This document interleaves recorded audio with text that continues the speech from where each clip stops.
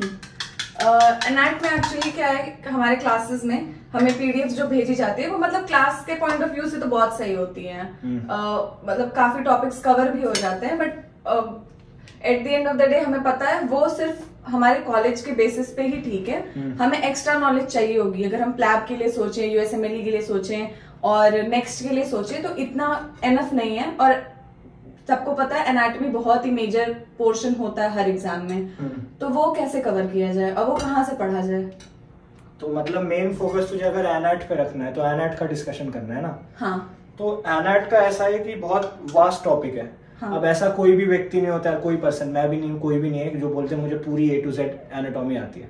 तो उसके लिए तुझे क्या करना है, लोग पहले डायरेक्ट ग्रेज वगैरह में जंप मारते हैं, जैसे लोग प्लैब वगैरह का सोचते हैं। जैसे अपने ने भी एक बार सोचा था कि प्लैब देंगे, MRCS देंगे, ये नहीं करना। हमें क्या करना है, पहले एक बेस बनाना है। अब कॉलेज में भले ही वो जैसी PPT दें, वो सफिशिएंट है कि नहीं है वो तो हम कुछ भी नहीं कर सकते। अपने को क्या करना है, अपने को पहले बेस बनाना है। तो उसके लिए BDC हो गई, मौर्य हो गई, तो ऐसी किताबों से पढ़ना चालू करना है। अब मैं पर्सनली बोलता हूँ बच्चों को कि तुम BDC से पढ़ो। BDC अच्छी बुक नहीं है, मतलब मैं नहीं कह रहा BDC बहुत अच्छी बुक है, सच में BDC अच्छी बुक नहीं है। ऑनेस्टली BDC नहीं है अच्छी बुक। ऐसा इसलिए क्योंकि BDC में बहुत सारी गलतियां हैं। और दूसरी चीज ये कि BDC जिस तरीके से लिखी गई है ना, वो ऐसे लिखी गई है कि बच्चा उस चीज को रट लेगा तो सोचेगा मुझे बहुत ज्ञान आता है।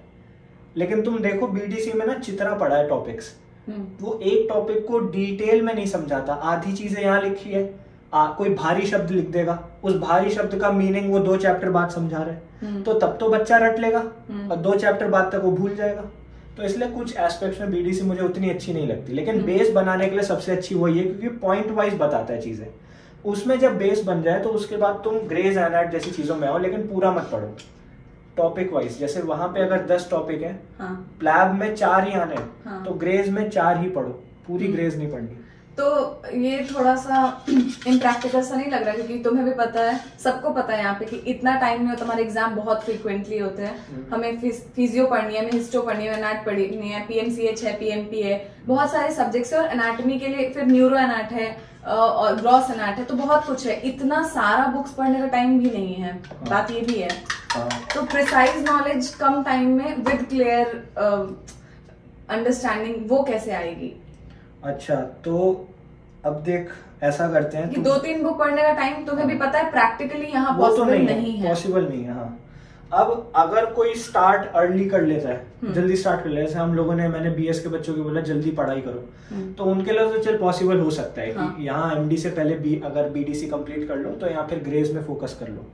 अब तुम्हारे केस में क्या है, तूने बोला कि तेरे बहुत सारे पेपर वगैरह आने वाले हैं, PMCH वगैरह जो भी चलते हैं, तो तेरे गोल्स 2 टाइप के हैं। एक तो जो इमीडिएट है पेपर वाले, और एक लॉन्ग टर्म है जो कि प्लैब का है। तो क्योंकि तुम्हें नेक्स्ट में भी फोकस करना है, क्योंकि तुम्हारा एग्जामिशन मिल जाएगा, तुम्हें तो ड्यूरेशन नहीं बढ़ेगी, ओल्ड रूल में हो, और तुम्हें अपने करंट पेपर भी पास करने नहीं, तो वो 6 महीने पीछे फेंकते रहेंगे तुम्हें। तो इसलिए मैं क्या चाहता हूँ, तुम ये करो, देख नोटिस किया होगा तुम्हारे पेपर में 70-80% चीजें वो अपनी PPT से पूछते हैं। हाँ। भले ही PPT कितनी रद्दी है, भले ही बेकार PPT है, लेकिन पूछते हैं उसी से। और PPT रटने की अगर मैं बात करूं तो हम दोनों जानते हैं उसमें इतना टाइम नहीं लगेगा। हाँ। अगर सिर्फ PPT रटनी है, खोखला ज्ञान है, पर रटने में तो तुम जल्दी कर सकते हो। हाँ। तो पेपर पास आने में PPT रट ले, और वैसे तू अपना मेन फोकस रख नेक्स्ट ओरिएंटेड पढ़ाई में। तो चल तू नेक्स्ट के हिसाब से, लेकिन जैसी पेपर आए तो तू वो PPT रटने वाला काम कर ले। अब इसको ऐसे डिवाइड कर, जैसे तुम्हारे सेकंड अभी सेमेस्टर चालू होगा, है ना, सेकंड सेमेस्टर चालू होगा, उसमें तुम्हारा अपर लिम्ब आएगा। जबकि BDC फर्स्ट वॉल्यूम कौन सी है, अपर लिम्ब की है। तो उस केस में बच्चे अपर लिम्ब पहले पढ़ लेते हैं। तो तुम्हें प्लान आउट ऐसे करना है ना, तुम्हें BDC सब पढ़नी है, लेकिन तुम पहले थोरैक्स, एब्डोमेन वो सब पढ़ो, जो कि सेकंड वॉल्यूम है, 3rd वॉल्यूम में होगा। फिर तुम अपना अपर लिम्ब पढ़ो सेकंड टर्म में, ताकि तुम पेपर के हिसाब से भी चल पाओ और जल्दी जल्दी रट भी पाओ। ओके, तो ये कर ले।